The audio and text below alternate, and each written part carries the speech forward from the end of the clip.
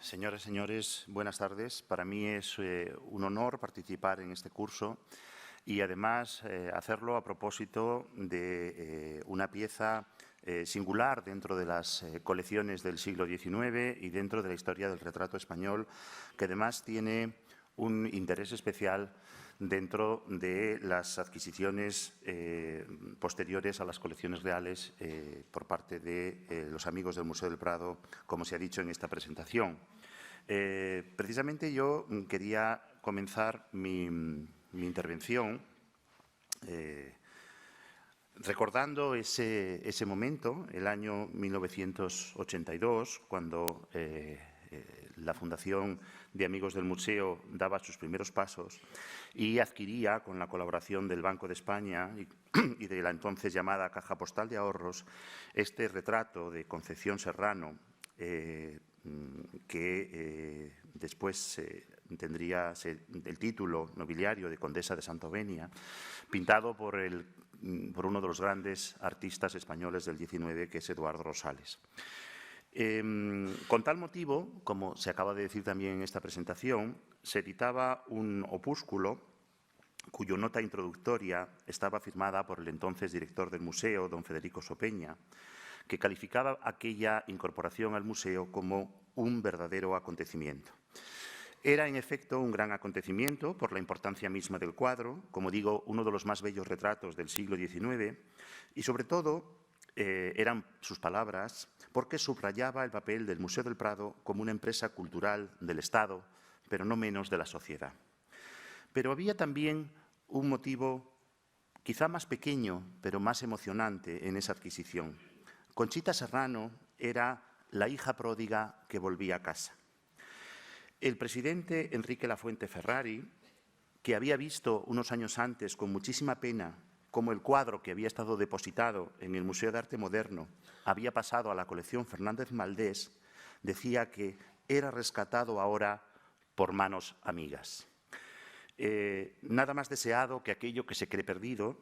Ninguna generosidad es más desinteresada que la nacida de la amistad.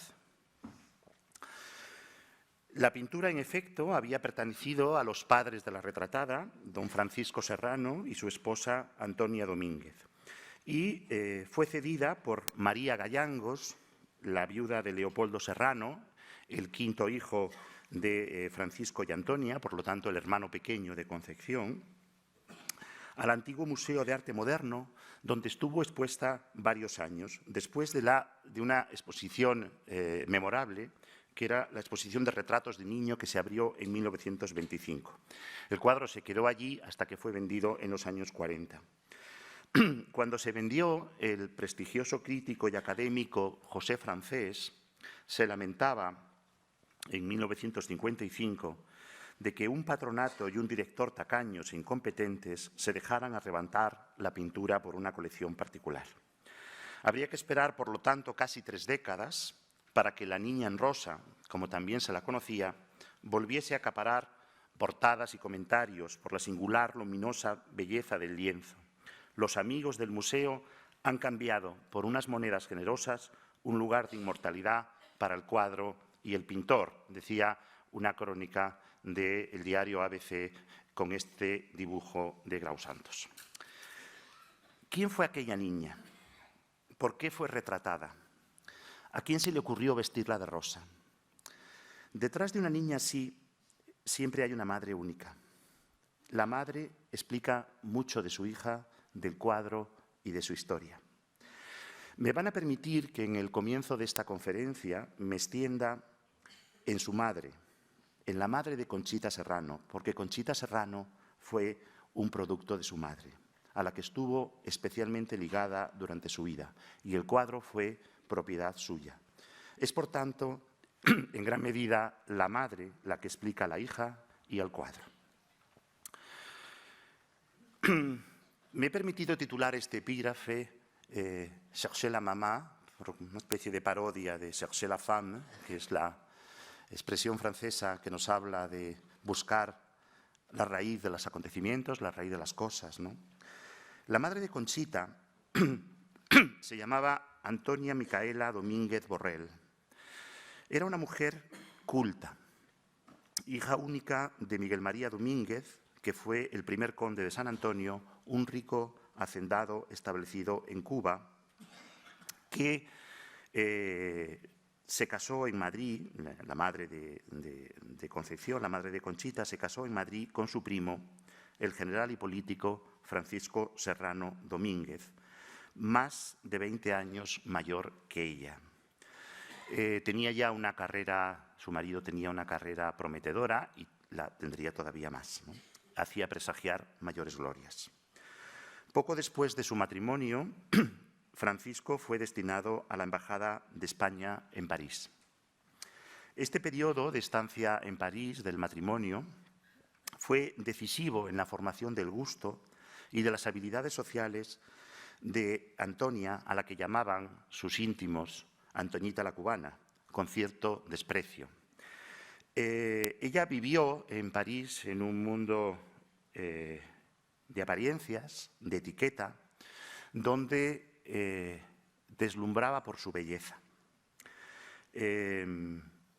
Allí demostró, y hay muchísimas anécdotas, de su vanidad, de su ambición, de sus grandes dotes para la intriga, de su capacidad para influir, donde había posibilidades de alcanzar una determinada posición social. En París, Antoñita se hizo retratar hacia 1856, nada menos que por el gran pintor favorito de la realeza europea, Winterhalter. El cuadro no está localizado, pero años después la Ilustración española y americana reproduciría ese cuadro envuelto en una especie de heráldica un tanto pretenciosa y trasnochada, donde hacía constar el título nobiliario que adquirió por su matrimonio, el de duquesa de la Torre, con el que fue ennoblecido su marido en 1862, después de pasar por la Capitanía General de Cuba. En efecto, a finales de 1859, don Francisco había sido nombrado capitán general de Cuba y ella ejerció en Cuba como virreina, realmente. En La Habana nació precisamente al año siguiente, en 1860, Conchita, la primogénita. Y en 1862 nacería su hermano Francisco, muy ligado a ella también, como veremos. Después, en Madrid, nacerían otros 3 hijos del matrimonio, Josefa, Ventura y Leopoldo, que he mencionado al principio. El momento de mayor gloria de Antonia Domínguez, Antoñita, llegó con el destronamiento de Isabel II en 1868, al ser elegido su marido regente del reino con tratamiento de alteza. Como parte de una campaña de imagen, se publicaron una serie de biografías de mujeres ilustres de la época que se tituló Las damas españolas contemporáneas, estudios biográficos de las que han obtenido más renombre por su virtud, talento y posición. La primera era ella.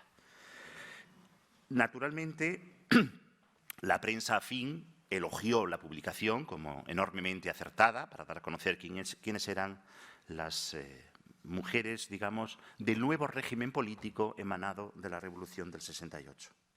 Una crónica habla del natural interés que ha de despertar un libro en que ha de figurar lo más selecto, lo más importante de nuestra sociedad, hasta el punto que ha de encontrarse este libro en todos los salones y en las bibliotecas de las señoras de buen tono. Este grabado que tenemos ahí a la derecha es el que ilustraba precisamente la biografía de la duquesa de la Torre.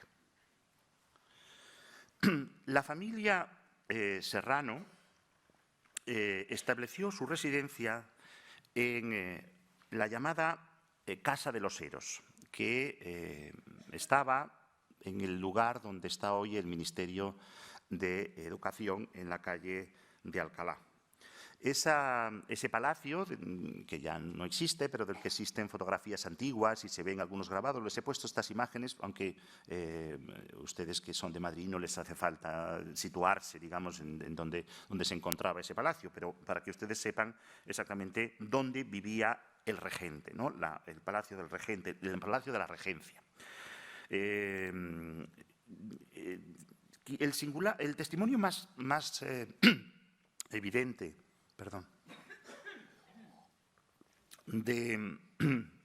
de las ansias de grandeza de Antonia Domínguez, de los muchos que se recogen en la prensa, es la reacción que tuvo cuando se declaró un pequeño incendio en esa casa a las 10 de la noche del 28 de octubre de 1869.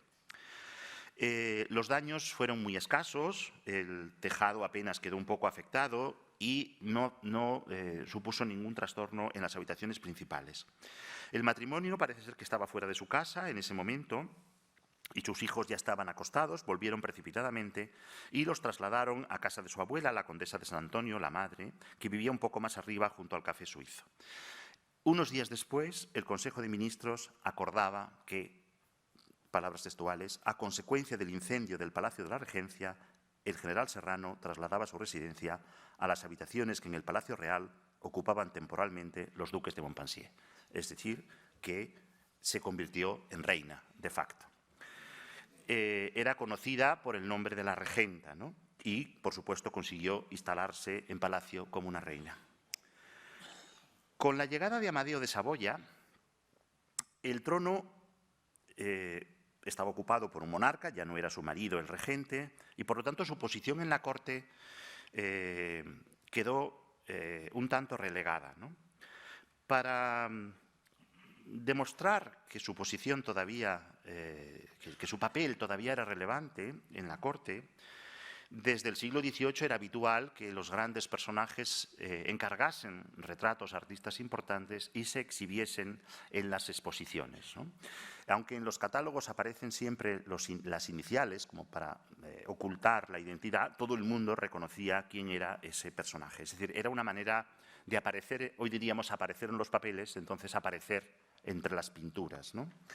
Por eso es esencial, y he puesto aquí el retrato de la madre y de la hija, el retrato de la madre por Antonio de Gisbert y el retrato de la hija por Serrano, que es casi coetáneo, para subrayar esa importancia representativa del retrato. Es decir, el retrato no está ligado solamente a un recuerdo personal o a un uso íntimo, sino a un uso público, ¿no?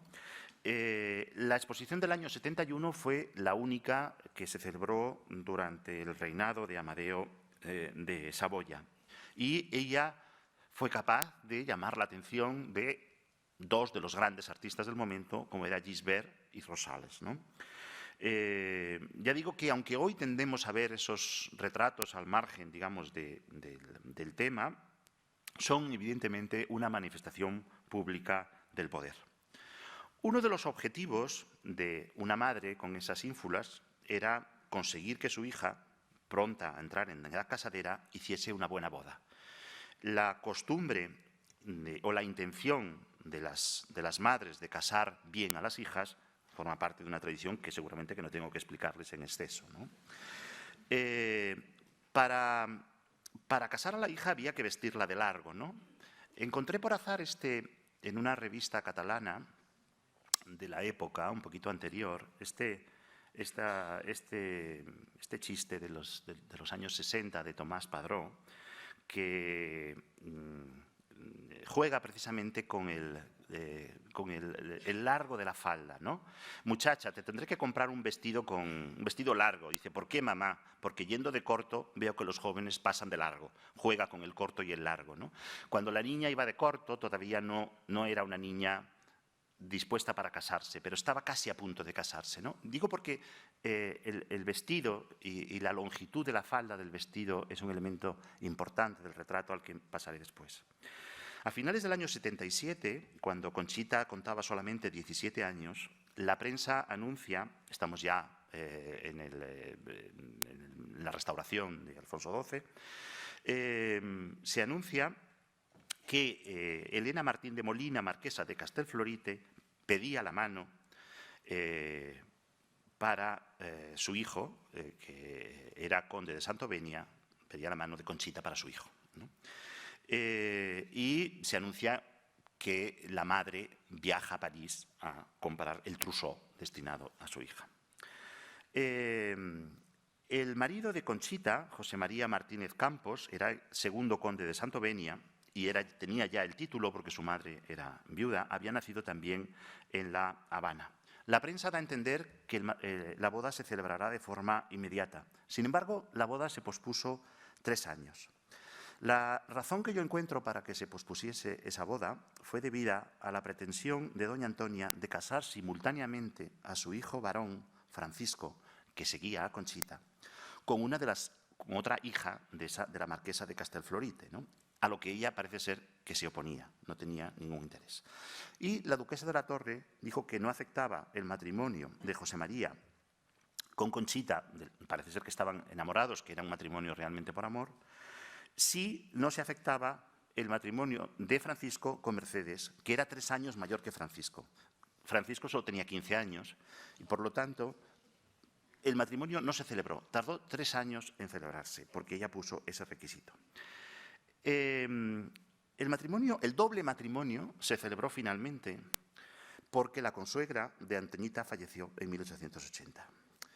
En octubre de 1880, poco después de que Francisco cumpliera 18 años, se celebraba el doble matrimonio en la iglesia parisina de Saint-Philippe-de-Roulle, que es una iglesia especialmente distinguida del norte de París. De hecho, hay algunos cuadros de pintores académicos que hablan del tipo de personas que acudían a esa iglesia. Y por eso he traído ese cuadro para que ustedes se hagan idea no solamente del aspecto de la iglesia, sino el tipo de personas que celebraban una boda allí.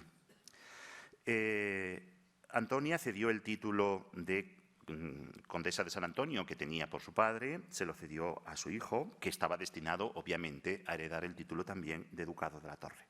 Por lo tanto, era una boda redonda, era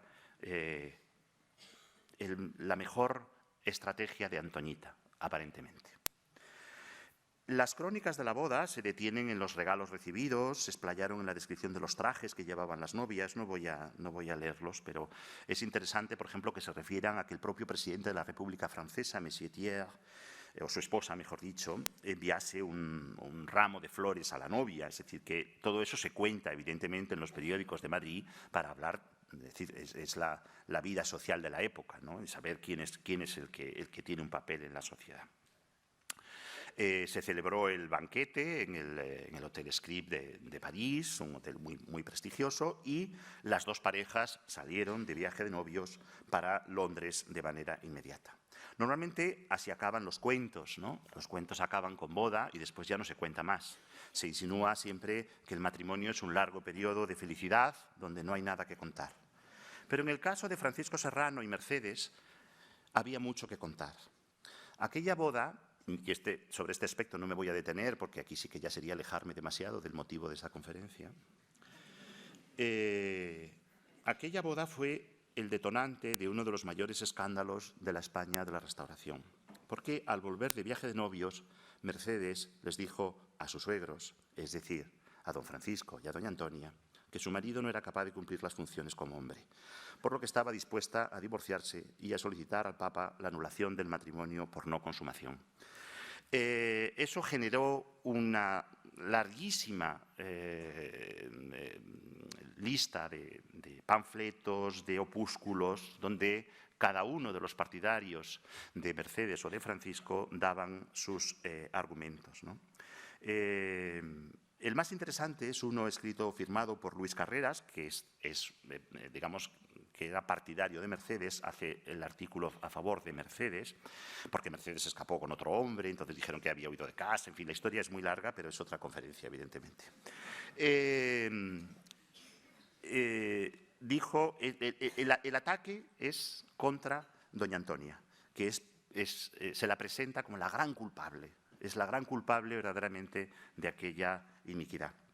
Sin embargo, no parece que aquel contratiempo hiciese mella absolutamente en la cubana. Se había hecho construir un palacete cuando tuvo que abandonar, evidentemente, Palacio, porque vino Amadeo y después vino la República y después vino Alfonso XII. Se hizo construir un palacio a comienzos de los años 70, en la calle Serrano de Madrid, esquina con Villanueva. El palacio no existe, pero existe otro parecido al lado, ¿no? Por eso he puesto esa foto y ese plano de Madrid donde se puede ver exactamente dónde estaba colocado ese palacete, ¿no? Allí se dio un gran baile en el año 82 y allí estaba el retrato de su hija Conchita, y en ese sentido creo que es un testimonio muy singular de cuál es el uso del retrato, o sea, cómo el retrato siguió estando en manos de la residencia de doña Antonia en Madrid, ¿no? Y se describe en el año 82 en ese espacio de ese palacio, ¿no? Dice, el salón encarnado estaba transformado. Delante de colosal espejo y entre un bosque de flores se alzaba preciosa estatua tallada por admirable cincel en el país de las artes, en Italia, y en un ángulo, en un caballete cubierto de peluche, se admiraba el retrato de la condesa de Santovenia. De todas maneras, lo más importante, evidentemente, de aquella fiesta eran las señoras, naturalmente, y toda su capacidad de seducción.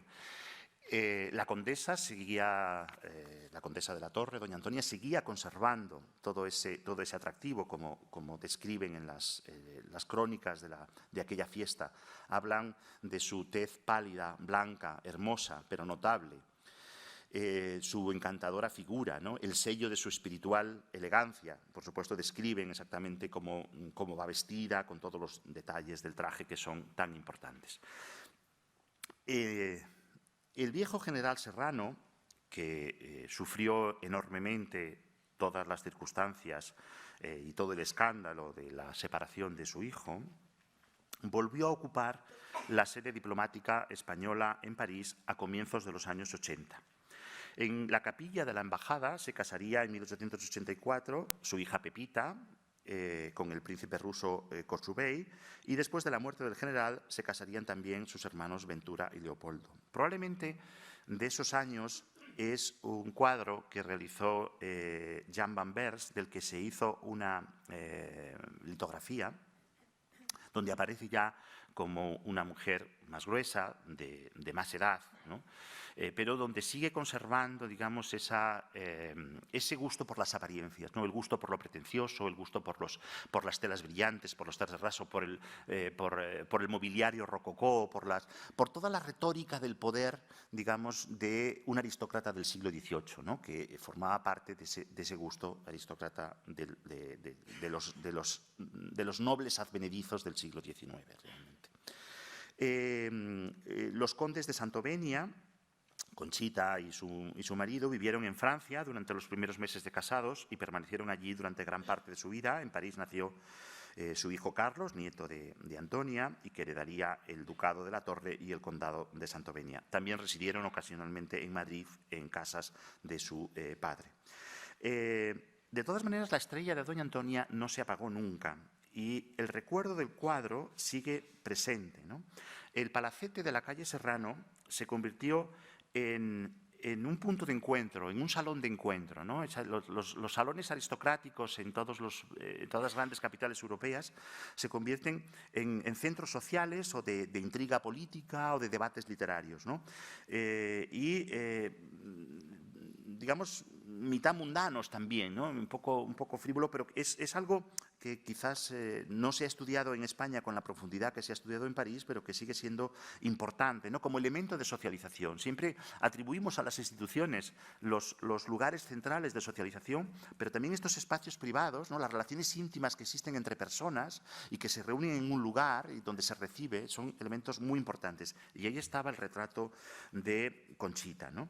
La casa del palacete de la calle Serrano era frecuentado por amigos de su marido y por amigos suyos, ¿no? Y allí estaba la niña en rosa, y se describe la niña en rosa. Dice, en un precioso salón azul que presidía el retrato de la condesa de Santovenia, niña, pintado por Rosales, la duquesa recibía todas las noches a sus amigos. Iban unos a primera hora y muy pronto se organizaba una o dos mesas de tresillo.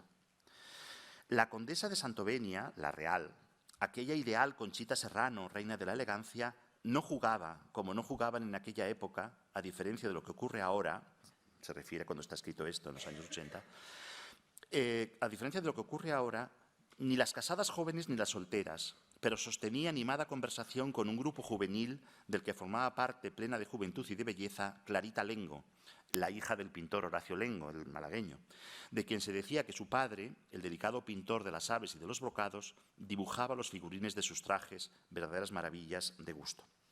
En los años 90, doña Antonia se estableció finalmente en Francia. Ella escribía y hablaba en francés. Se la conocía en Francia como la Maréchale Serrano, la mariscala Serrano, que tiene un punto. Escribió un libro muy curioso que se llama Choses vraies, cosas verdaderas, sobre su marido, para desmentir ciertos infundios que había en torno a él, ¿no? Residía también temporadas en París. Y, bueno, Juan Valera, por ejemplo, escribe sobre esas reuniones que también había en París. Quiere decir que es todo un personaje realmente, ¿no? Ese personaje es el que permite entender el cuadro. Yo creo que seguramente que ustedes se han alarmado cuando yo he dedicado tanto tiempo a este personaje, pero yo creo que el retrato cuando uno ve a una niña de 15 años vestida de una manera, dice, eso no puede ser de ella, eso es la madre la que es la culpable de todo eso, ¿no? Vestida a la moda de sus días en brillante rosa. Esas palabras son de Javier de Salas en el mencionado opúsculo al que me he referido al principio, ¿no? Y hace referencia a ese vestido que lleva la futura condesa. El vestido es, como se sabe, un elemento capital de cualquier retrato, y especialmente del femenino, ¿no? Todos procuramos ponernos con el mejor traje, el mejor vestido, cuando queremos hacernos una fotografía que tiene una vocación de perpetuarse, ¿no? Es decir, eso es, y en una pintura mucho más, ¿no? Por lo tanto, tiene un valor representativo en el que hay que fijarse, ¿no? Es algo que llama la atención. Y luego también condiciona, de alguna manera, el tratamiento plástico de la pintura, porque el color es el elemento esencial de la pintura, ¿no? Y la forma de tratar el color es donde radica, digamos, el atractivo de esa pintura, ¿no?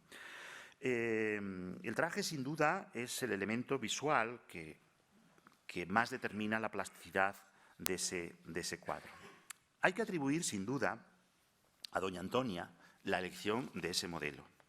Conchita cumplía en 1871, cuando se pintó el cuadro, 11 años. Y a esa edad, como decía antes, son las madres quienes toman la última decisión sobre el vestido, por lo menos entonces, hoy no lo sé, que han de lucir sus hijas, ¿no? Probablemente hay muchas revistas de moda, es un tema que se ha estudiado, hay tesis doctorales sobre el tema. Las revistas de moda femenina de la época, sin duda, no iban dirigidas a una persona como Antonia Domínguez, evidentemente, porque era una persona demasiado distinguida como para seguir esas revistas de moda que van más bien dirigidas a una mediana burguesía madrileña, ¿no? Pero yo creo que son muy útiles para entender el traje, la forma del traje y el porqué de ese traje, ¿no? Creo que podemos, por ejemplo, analizar la relación que existe entre la edad y el traje, ¿no? Que es algo que siempre es importante, ¿no? Hay un traje para una determinada edad. El traje tiene unas determinadas partes, ¿no? Tiene un determinado corte. El corte del traje es un elemento muy importante. El traje también indica en qué lugar ha de ser usado, ¿no? Hay un traje para una ocasión determinada. Indica también la posición social de quien lo porta y, por supuesto, el simbolismo del color, que me referiré de nuevo al final. Las revistas de moda están absolutamente preocupadas por decir cómo tiene que ser el traje según la edad de la muchacha que lo luce. Realmente, solo a partir de los 14 años se habla de señoritas. Y solo a partir de 14 años visten falda larga hasta los pies. Antes de los 14 años se las considera niñas y, por tanto, van vestidas como niñas. La falda es corta, permite ver las pantorrillas, permite ver los botines, que suelen hacer juego con el vestido, y el pelo se recoge atrás en forma de trenza, exactamente, o más o menos, como está la niña Conchita, ¿no? De todas maneras, el vestido guarda una cierta relación con las muchachas mayores, ¿no? Como si formaran parte de un proceso evolutivo autónomo, recordando que quien lo porta está llamada a crecer, Son niñas, pero serán mujeres. Esa idea de transitoriedad, de la que hablaba La Fuente Ferrari en otros términos, creo que también la ilustra ese traje, estas imágenes donde aparecen esos trajes de niñas que acabarán siendo muchachas, ¿no? Muchos vestidos de la época llevan sobrefalda o cinturón del que cuelgan telas o volantes rematados en encaje. Y estos aparecen también en los cuellos, de los que existen muchas variedades. Llama la atención el diseño del que luce Conchita, que evoca una moda parisina de la que se habla en la prensa, en ese momento justamente, y dice: están muy de moda los cuellos y mangas de muselina blanca, adornadas con entredoses de encaje de Valenciennes. No gozan de menos afectación un juego de cuello y mangas de hilo adornados con encaje.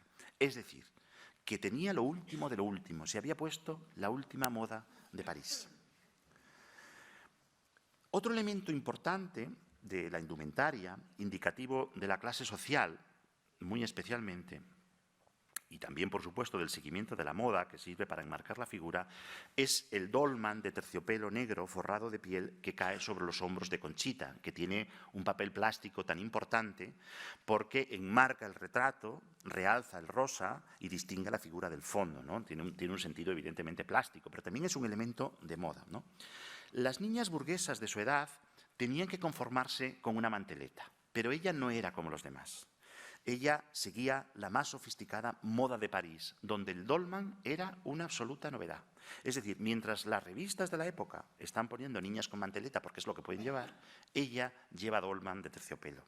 Una tal Elisa S. explicaba precisamente entonces en qué consistía la prenda, porque era muy poco conocida por las mujeres españolas y la recomendaba, y dice: en especial para señoritas solteras, porque tales abrigos son elegantes y distinguidos. Cuando se dice para señoritas solteras, es decir, porque tienen que llamar la atención porque son todavía solteras. Es decir, está pensando en un uso simbólico, ¿no? El modo de llevarlo que tiene Conchita parece una protección circunstancial.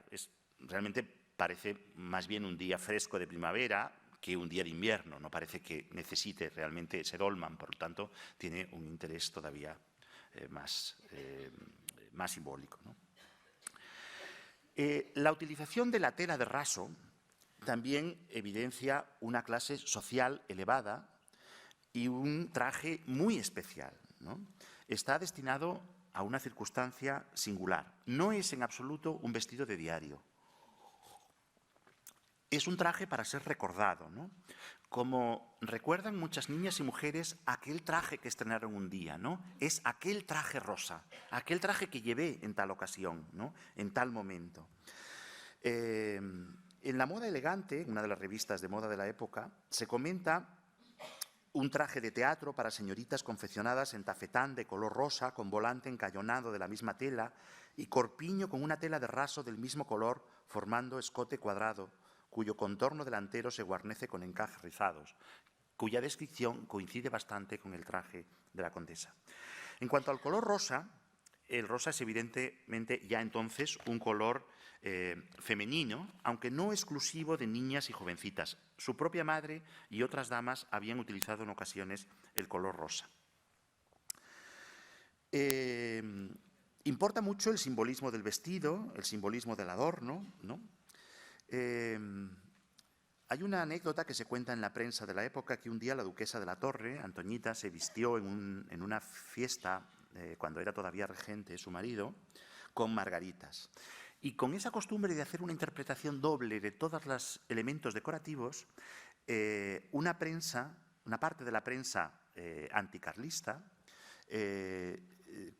atacó a Conchita por vestir margaritas. ¿Por qué? Porque Margarita era la esposa del pretendiente don Carlos. Y entonces el hecho de vestirse de margaritas quería decir, ella seguro que no se dio cuenta, pero ella en la época se vio aquello como, uy, está haciendo una alusión al pretendiente a través del nombre de las margaritas, ¿no?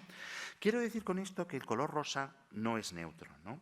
Es un color cargado de significación. Voy a hacer referencia a algunos cuentos donde se nos habla de mujeres vestidas de rosa, ¿no? O de elementos vestidos de rosa, que nos permiten entender el cuadro no como una circunstancia aleatoria, sino como un cuadro realmente cargado de simbolismos detrás de la aparente neutralidad de la imagen, ¿no? Un relato de un tal Santiago López Moreno describe, por ejemplo, comillas, una mujer graciosa y muellemente reclinada contra un árbol, no olvidemos que Conchita está al lado de un árbol, bajo cuyo ligerísimo vestido blanco, en este caso es blanco, dice, asomaban 2 pies calzados con botina de color de rosa que parecían 2 entreabiertos capullos. Es decir, la palabra rosa es una palabra polisémica, hace referencia al color, pero hace referencia a la flor, y la flor hace referencia al capullo, al crecimiento, a la transformación, a lo femenino. Es decir, hay un deslizamiento semántico en ese uso del rosa, ¿no? En ese cuento de Santiago López Moreno, donde escribe esa mujer que tiene los pies calzados con botina de color rosa, dice que también pendía de su garganta un collar de perlas con una crucecita de diamantes que descansaba en la mitad del pecho. La joven sonreía blandamente. Dice, es la atractiva imagen del candor y la pureza. No me digan que está estrechamente relacionado con la imagen de Rosales. El narrador se pregunta al final, ¿qué será de esa mujer pasados algunos años? ¿Qué se habrán hecho de su juventud y su belleza? Si aplicamos esto al retrato de Rosales, podríamos pensar que el retrato de Rosales insinúa también una pregunta, un interrogante sobre el futuro, porque todo retrato de adolescente, toda la mirada hacia un adolescente, una niña, un niño, es una pregunta sobre ¿qué será? ¿Qué será en el futuro de este niño, ¿no? Y en cierto modo también, si buscamos una trascendencia, una vanitas, ¿no? Porque sabemos que todo ese candor está llamado a desaparecer, ¿no? De alguna manera. Eso creo que son elementos que el contexto literario nos apunta de alguna manera, ¿no? El rosa, sin duda, es un color llamativo. Está hecho para que se vea, está hecho para presumir, ¿no? Pero el rosa puede ocultar la verdadera belleza del corazón. Hay otro cuento que está publicado en una revista infantil de esa misma época, es coetáneo al cuadro, donde un niño tiene que elegir a una compañera para que ambos hagan de padrinos de un niño huérfano, ¿no? Entonces tiene que elegir a la niña que considere más pura. Él es puro y tiene que elegir una niña que sea muy pura, ¿no? Y hay una candidata que lo desea, que se llama Carlota, ¿no? Que es una niña de 8 años, hija del médico, y le dice al niño, dice, me pondré mi vestido de seda de color rosa que estrené el día del Corpus, ¿no? Es decir, si ella es la elegida, se pondrá ese vestido de color rosa. Cada una de las niñas, el niño siempre elige el hombre, naturalmente, teóricamente, la verdad no es así, pero en los cuentos sí. Entonces, cada niña le dice una cosa, ¿no? Y él pospone la decisión, ¿no? Da una razón un poquito curiosa, ¿no? Dice, porque no sabe si ese vestido de color rosa hace buen efecto con el traje nuevo que debe llevar él. Y finalmente aparece una niña que se llama Rosa, que es la elegida, con la que finalmente se casará. El día del bautizo Rosa se presenta con un vestido blanco, pero dice, con una cinta rosa en sus cabellos negros, rosas en el pecho y un ramo de flores silvestres. Parecía una santa, ¿no? Los cuentos siempre son de color rosa, naturalmente. Un solapado afán de eliminar la infancia, de abreviarla. En todo el siglo XIX existió una verdadera fascinación por imaginar afinidades amorosas entre niños y niñas, naturalmente castísimas, pero se imaginan futuros matrimonios de hijos de las grandes familias, ¿no? El hecho de que como ese cuento al que acabo de referirme, ¿no? Como ese amor que a los 8 años ya existe, es una manera de espiritualizar el amor, ¿no? De desprenderlo de toda connotación lúbrica o sexual que se asociaba con algo pecaminoso, ¿no? Sino con la pureza, ¿no? Con la espiritualidad del amor, ¿no? Hoy todo eso en Occidente nos cuesta aceptarlo, ¿no? Nos cuesta aceptar que una niña de 11 años pueda tener un sentimiento que no le corresponde, ¿no? Pero sabemos que las niñas a los 11 años quieren ser mayores. Y yo sospecho que en 1871 Conchita quería ser mayor. Seguro que habían presumido de tener algún novio, o varios, ¿no? Todas las niñas lo tienen.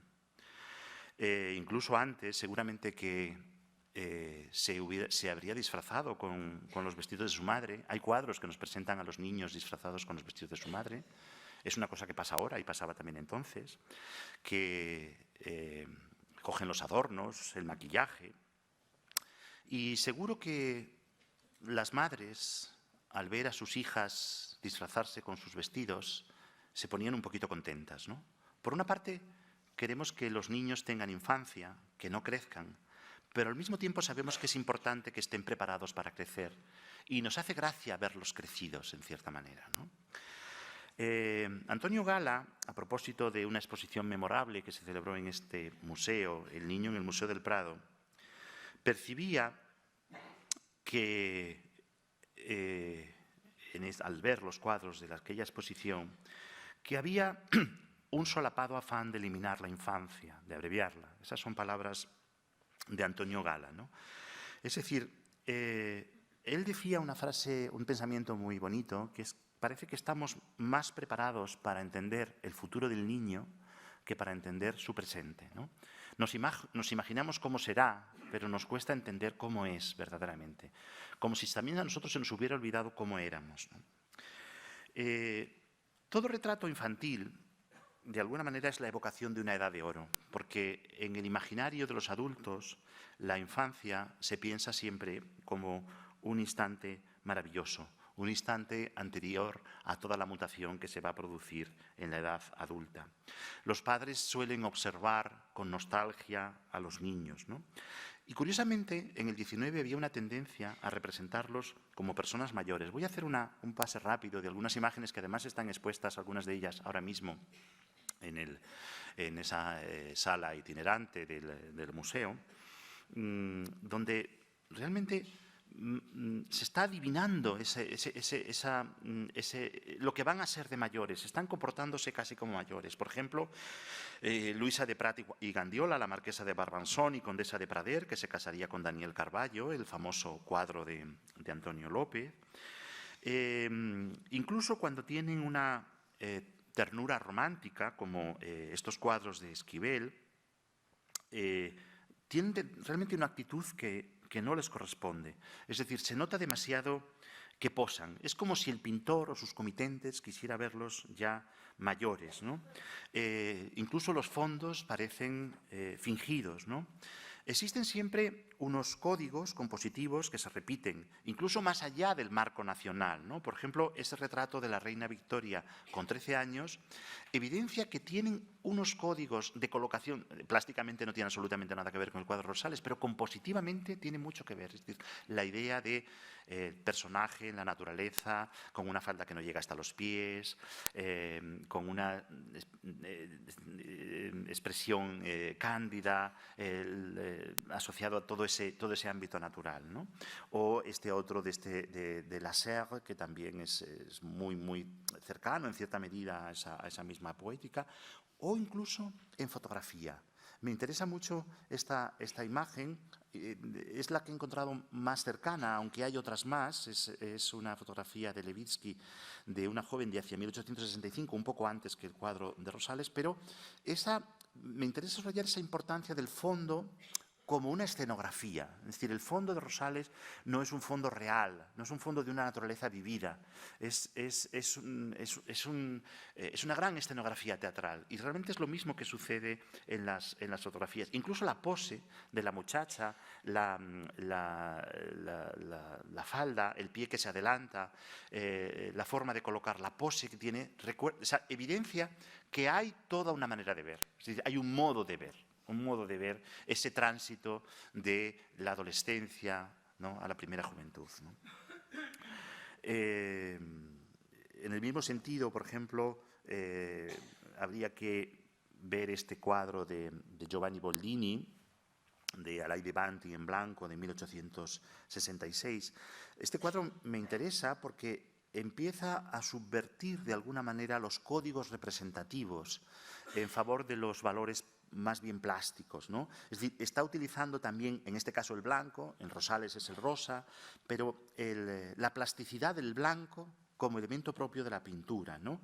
Y cómo la armonía de las superficies, la armonía del fondo de la pared, la armonía del sofá y el blanco producen toda una especie de armonía cromática global que tiene una autonomía pictórica, como sucede también en Rosales, ¿no?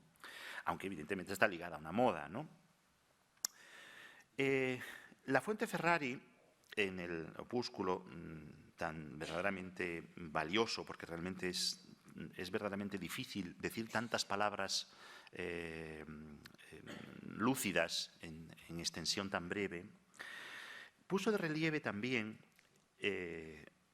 la importancia que tenía en el retrato el hecho de haber sabido captar el tránsito de niña a mujer. Realmente todo ese imaginario aparentemente frívolo de las modas enlaza con este pensamiento de la Fuente Ferrari, ¿no?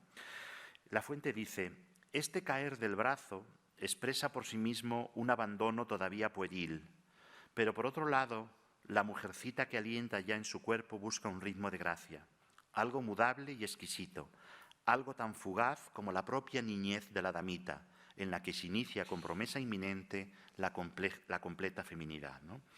Realmente todas las culturas, no solo la nuestra, ha otorgado a ese tránsito de niña a mujer un sentido ritual y una especial fascinación, ¿no? De hecho, en la Europa del siglo XIX hubo un especial atractivo a esa mudanza, a ese juego de mudanzas entre la mirada de la retratada y la mirada de la persona que está fuera, que empieza a mirar a esa niña de otra manera, ¿no? Y que remueve pulsiones y tensiones hasta cierto punto inconfesables o de códigos que es necesario pensar hasta dónde se puede llegar a la hora de mirar el atractivo de esa muchacha, porque no es lo mismo mirar a una niña que a una muchacha, ¿no? Para las madres se acercaba la posibilidad de presumir de hijas.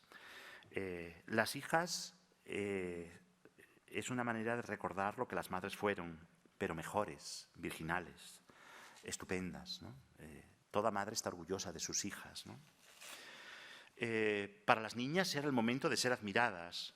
Todo el mundo necesita algún tipo de reconocimiento, y mucho más a esa edad. Necesita decir que está guapo, que alguien le diga que está guapo o está guapa. Necesita ser mirado como una manera de estar en el mundo de forma independiente, ¿no? Y para esa muchacha la belleza es una forma de poder, es una manera de conquistar y de ser conquistadas, ¿no?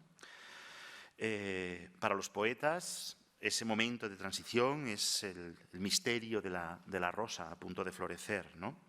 Para los hombres corrientes, de mirada menos cándida, surge la alerta, la mirada de otra manera. Lolita no es una invención moderna. El pintor realmente focaliza en tres elementos esa mutación de personalidad que apreciaba La Fuente, ¿no? En primer lugar, en el rostro, que vuelve la mirada con cautela, ¿no? No es una mirada certera, no es una mirada de la mujer orgullosa de su belleza que mira al frente y la sostiene, sino que la mira hacia un lugar distinto. Parece que esquiva la mirada de quien está observándola, ¿no?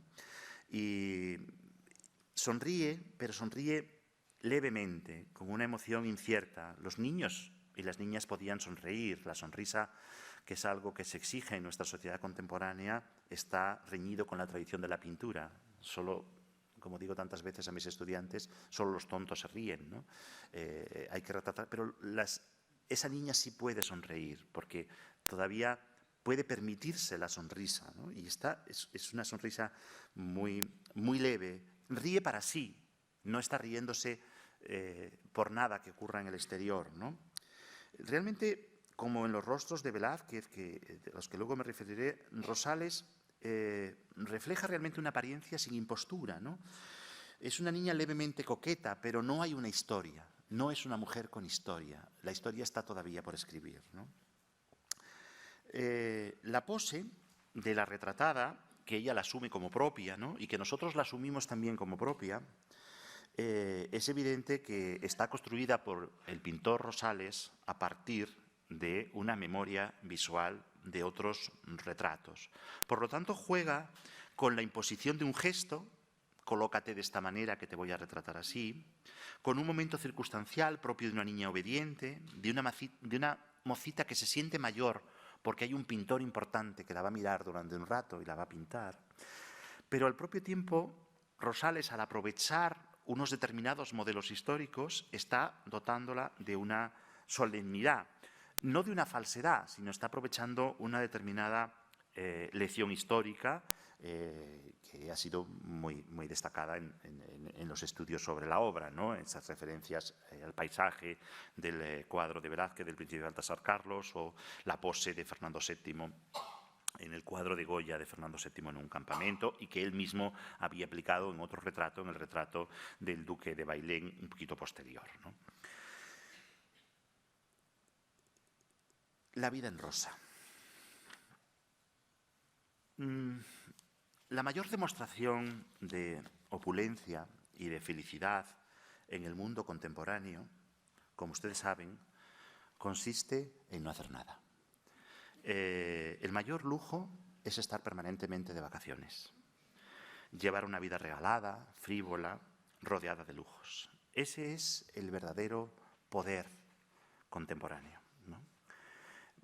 Por más que la lectura moralista que ha impregnado nuestras conciencias y que nos decía que lo importante es el trabajo, realmente se ha terminado por imponer la cultura del ocio, ¿no? Nuestro tiempo es, lo que resulta lujoso es tener tiempo para no hacer nada, para perderlo, ¿no? Ese elogio del ocio realmente arranca de la vida burguesa del XIX, ¿no? Lo que distinguía a los poderosos del XIX de los demás es que podían no hacer nada, que podían estar de fiesta. Era el atractivo que presentaban las descripciones de la prensa, las fotografías, es que había personas que estaban siempre divirtiéndose, ¿no? Es realmente esa diversión, esa vida en rosa, ¿no?, que yo he utilizado aquí un poco con sentido paródico, es el signo verdadero de triunfo social, ¿no? Los lectores de periódicos, que evidentemente no llevaban esa vida en rosa, estaban encantados con leer esos ocios, esas fiestas constantes que hacía la alta sociedad, ¿no? Y en las mentes de los trabajadores de todo tipo que leían esos periódicos, se interiorizó la idea de que había un mundo donde las cosas funcionaban como cuentos de hadas, ¿no? Que todo era feliz, que había unas personas que eran permanentemente felices, ¿no? Doña Antonia fue una auténtica especialista en demostrar ese estado permanente de felicidad, ¿no? Y yo creo que el retrato de Conchita no se puede entender fuera de ese universo en rosa.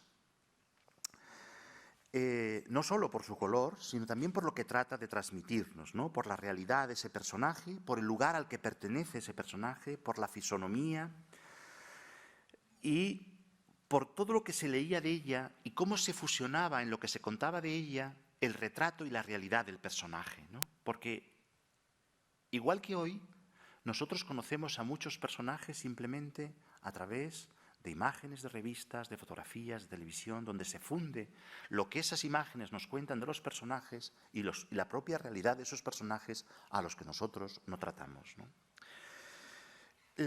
Ver la vida de color de rosa ya era entonces una expresión extendida. Ya se decía entonces, ve la vida de color de rosa. Conchita Serrano pertenecía sin duda a ese mundo donde todo era de color de rosa. El retrato, por lo tanto, hay que verlo en ese aroma de apariencia que tenían las grandes fiestas organizadas. No tenemos muchas fotografías de esas fiestas, pero sí muchas descripciones. He traído las famosas del Palacio de los Duques de Fernán Núñez en la calle Santa Isabel, que son sobradamente conocidas, pero las he traído un poco como referencia. Son 10 años anteriores, casi 8 años anteriores, pero nos hablan de esas personas que acudían a la fiesta, ¿no? Y, por supuesto, testimonios literarios son constantes, incluso de la propia Antonia y de la propia Conchita, de las fiestas que hacían, ¿no? Es decir, es un personaje en rosa permanentemente. Está visualizado en la memoria como un personaje de Una vida en rosa, ¿no? Se describen los trajes con todo detalle, ¿no? Con todas las, es lo más importante siempre de las descripciones de las fiestas. Y hay algunas fiestas que estaban expresamente organizadas para niños. En una de ellas, los vástagos de las élites, en época del regente, en época de que Francisco Serrano, el padre de Conchita, era regente, fueron recibidos todos los hijos de las grandes familias en el Palacio de la Regencia. Se hizo una fiesta para niños, ¿no? Como hoy, las fiestas de cumpleaños, pero se hacen en un sitio más humilde. Pero el regente, bueno, doña Antonia, evidentemente, organizó una fiesta para todos los niños, ¿no? Se habla en la prensa y se dice que el regente y su esposa desempeñaron el difícil encargo con tal cariño y tal afectuosa cortesía que bien a las claras manifestaban haber tomado ejemplo de la amabilidad y culta franqueza. El cronista dice en un periódico: todos los niños que fueron a esa fiesta fueron todos disfrazados. Y aparece Concha Serrano, estrella del crepúsculo; Pepita Serrano, Pierrette; Ventura Serrano, gata blanca; Francisco Serrano, cazador tirolés. No sé si con pluma o sin pluma, pero cazador tirolés.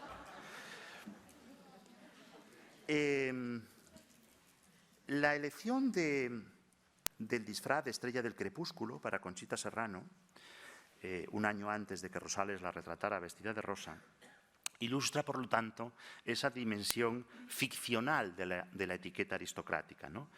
No bastaba con ser la primogénita de un duque y de una condesa, había que parecer un astro celestial, realmente, ¿no? La elección es muy interesante, porque no está carente de connotaciones literarias. Voy a mencionar algunas a las que he encontrado. Werther, por ejemplo, lee a Carlota los poemas de Ossian, que dice: estrella del crepúsculo que resplandece soberbia en occidente, que asomas tu radiante cabeza por entre las nubes y caminas majestuosamente sobre la colina, etc.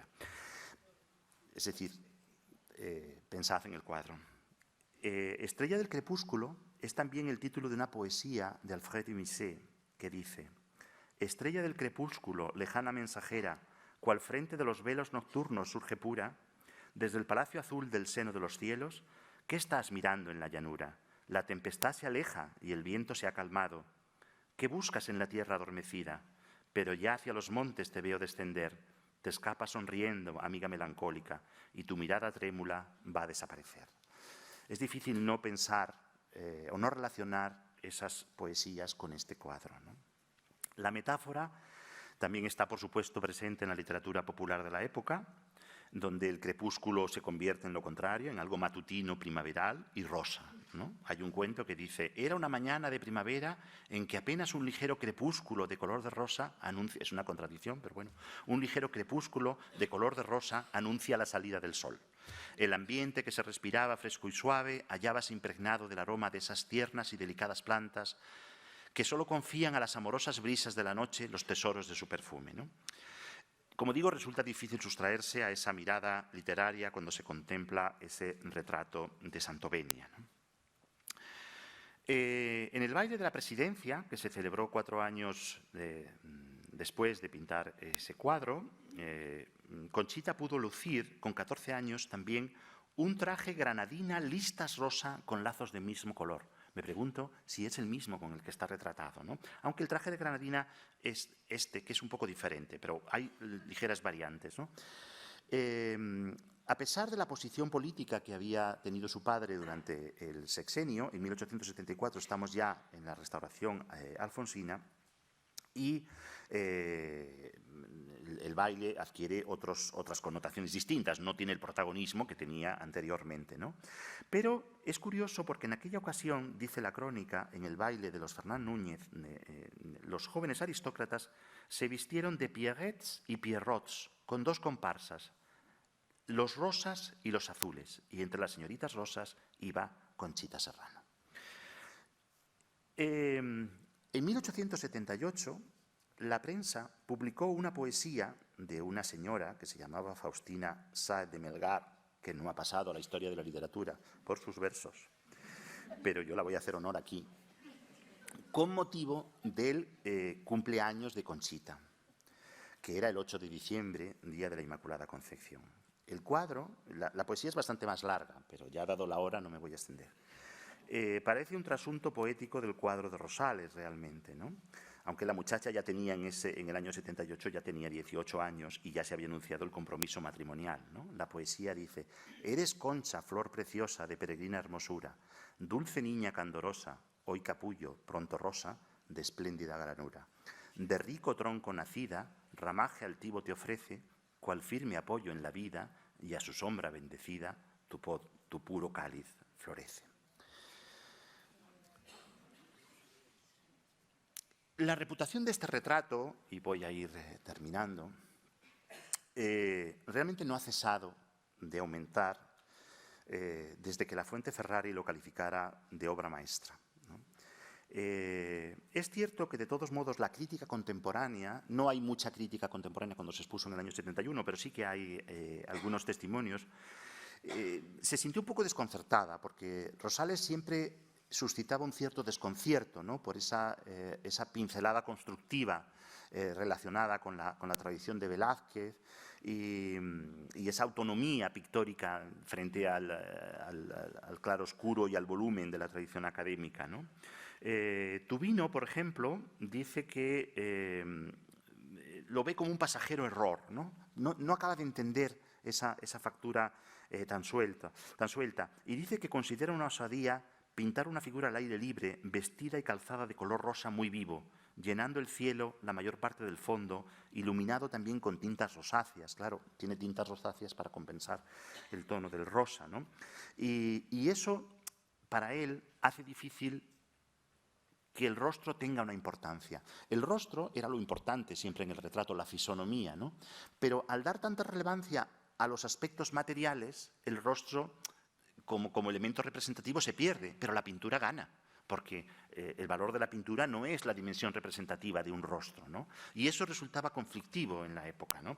Hay otros también que no voy a ponerme a leer, ¿no?, que de ese conflicto, porque realmente era una obra nueva, ¿no? Rosales, desde luego, arranca de una personal interpretación de Velázquez, obras como La infanta Margarita vestida de rosa, por citar una, ¿no?